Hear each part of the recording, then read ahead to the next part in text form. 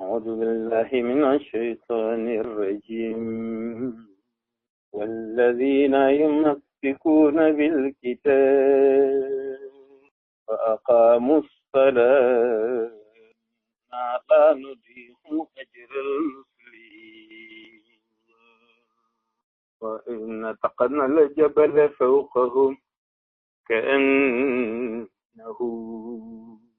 سلة وظنوا أنه واقع بهم خذوا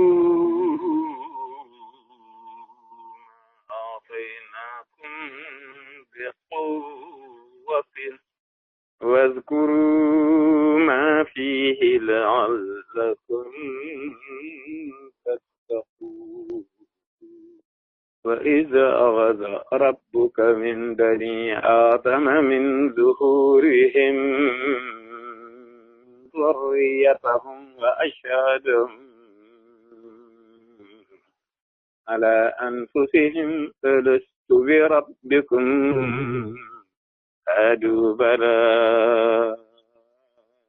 شهدنا أن تقولوا يوم القيامة إنا كنا عن هذا غافلين أو تقولوا إنما أشرك آباؤنا من قبل وكنا ذرية من بعدهم أفتهلكنا بما فعل المبطلون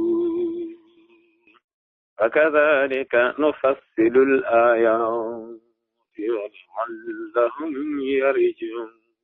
واتل عليهم نبأ الذي آتيناه آياتنا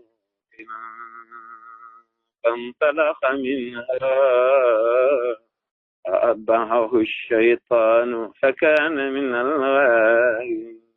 ولو شئنا لرفعناه بها ولكنه أخلد إلى الأرض واتبع هواه فمثله كمثل الكلب إن تحمل عليه يلهث أو تتركه يلهث ذلك مثل القوم الذين كذبوا بآياتنا فقصص القصص لعلهم يتفكرون.